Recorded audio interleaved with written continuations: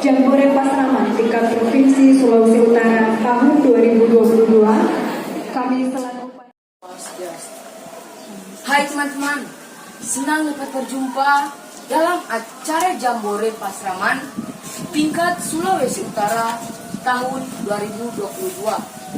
Pada saat ini, saya akan membawakan cerita keagamaan dengan judul Kutukan Sang Kaca yang diambil dari cerita Mahabharata. Apakah teman-teman pernah mendengarnya? Pada zaman dahulu kala, sering terjadi peperangan antara para dewa dengan para raksasa. Para dewa dipimpin oleh Resi Huryaspati, sedangkan para raksasa dipimpin oleh Mahaguru Sukracarya. Huryaspati dan Mahaguru Sukracarya sama-sama memiliki pengetahuan tentang perang yang sangat tinggi. Akan tetapi Mahaguru Sukracarya memiliki keunggulan karena beliau memiliki ilmu gaib, yaitu ajian Prita Sanjani. Ajian ini dapat digunakan untuk menghidupkan orang yang sudah mati, meskipun orang tersebut sudah menjadi abu. Jadi setiap ada raksasa yang mati dalam suatu pertempuran, Guru Sukracarya dapat menghidupkannya kembali, sehingga jumlah mereka tidak pernah berkurang. Akibatnya para dewa selalu kalah saat perang melawan para raksasa. Melihat hal ini, para dewa berunding mencari akal. Bagaimana caranya mengalahkan para raksasa? Lalu diputuskanlah untuk menemui Kaca. Para dewa berharap agar Kaca menjadi murid Mahaguru Sukracarya dan menerima ilmu gaib ajian Prita Sanjani. Dengan ajian ini, sehingga para dewa tidak mengalami kekalahan saat perang melawan para raksasa. Akhirnya, Sang Kaca menyanggupi permintaan para dewa dan kemudian pergi menghadap kepada Mahaguru Sukracarya yang tinggal di istana Urisapati. Sesampainya di hadapan Mahaguru Sukracarya, Kaca memberikan salam hormat lalu berkata, "Hamba Tucur Siangwiras dan anak Resi Huryaspati, hamba telah bersumpah untuk menjadi seorang brahmacari dan ingin menuntut ilmu di bawah Sunan yang mulia, Mahaguru Sukracarya. Terimalah sembah hamba wahai." Sesuai adat istiadat, seorang guru yang bijaksana tidak boleh menolak murid yang berilmu padanya. Maka Mahaguru Sukracarya menerima permintaan Kaca. "Kaca, kau keturunan keluarga baik-baik. Aku terima keinginanmu untuk menjadi muridku sebagai rasa hormatku kepada orang tuamu, Resi Huryaspati, dan kakekmu, Resi Anggiras."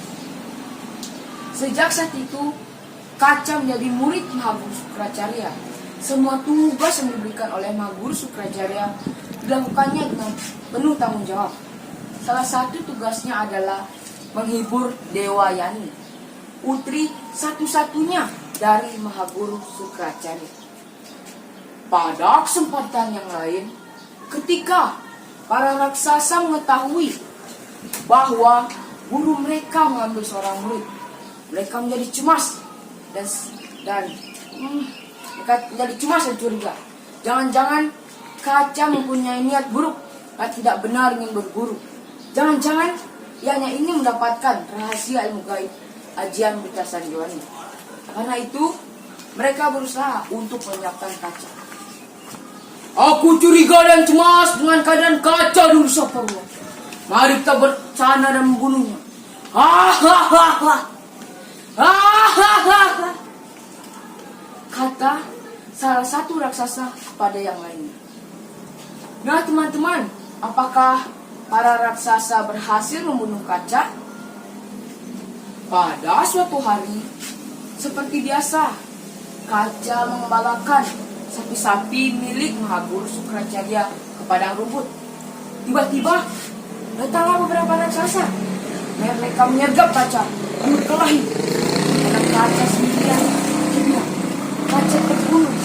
Dan Kaca cincang-cincang dan dibiarkan menjadi makanan serigala. Sore hari tiba, saatnya sapi-sapi ini pulang ke kandang. Tetapi Dewayani tidak melihat kaca. Dia menjadi cemas dan segera tahu ayahnya tentang hal itu. Ayah, matahari sudah terbenam, tapi kaca belum juga pulang. Khawatir kau akan buruk yang lupa kaca.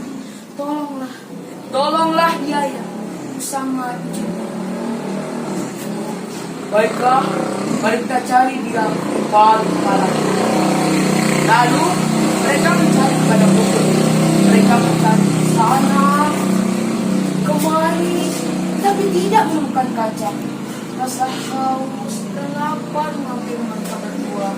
Sambil beristirahat, mereka menunggu kalau ada binatang buruan yang dapat digunakan untuk mengisi perut mereka.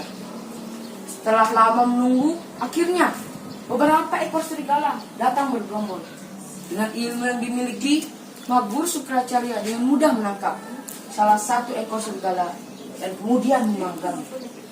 Nah, pada saat Maguru Sukracarya memakannya, ada sesuatu yang aneh di dalam lambungnya. Ia merasakan adanya bagian tubuh manusia yang masuk ke dalam perutnya. Lalu Maguru Sukracarya bertanya, "Hai manusia, siapakah engkau dan bagaimana engkau bisa masuk ke dalam perut segala-segala ini?" Lalu sang kaca memberitahukan siapa dirinya dan bagaimana ia dibunuh oleh para raksasa. Mayatnya diberikan ke segala-segala tadi. Baiklah, ku dapat menghidupkanmu lagi. Ku akan mengajarkan ajian berita sanjuan. Dengan ajian ini, kau dapat menghidupkan aku lagi. Dan berjanjilah untuk menghidupkan aku kembali agar Dewayani tidak berduka. Dari dalam lambung gurunya, kaca mengucapkan janjinya. Oh guru, pengorbanan dan kebaikan yang telah aku berikan sampai saat ini, rasanya sudah tidak mampu hamba balaskan. Aku akan menuruti perintah guru dan memenuhi pesan guru. Akhirnya Maguru Sukracarya memberitahukan rahasia ilmu gaib ajian berita sanjuan kepada kaca. Seketika itu juga kaca keluar dari tubuh ayam gurunya. Sementara itu Maguru Sukracarya langsung merubuh wafat dan tubuhnya hancur berkeping-keping. Kaca pun memenuhi janjinya. Dia segera sujud di hadapan gurunya untuk menggunakan ilmu gaib ajian berita sanjuan ini untuk menghidupkan gurunya.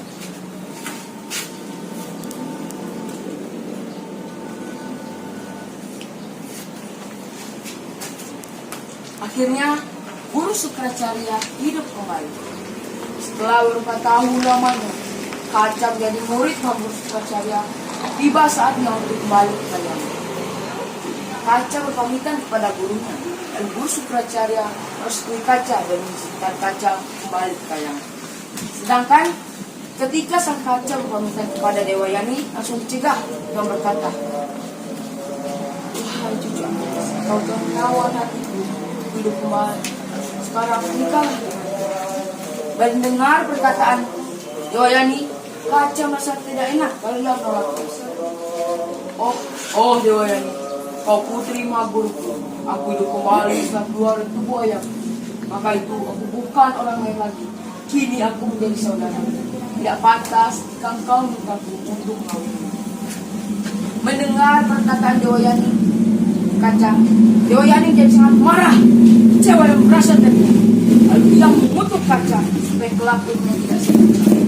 Namun karena kaca adalah murid yang jujur, setia dan penuh tanggung jawab, maka kutukan yang diberikan tidak mempan karena diucapkan berdasarkan nafsu. Lalu sang kaca mengutuk balik.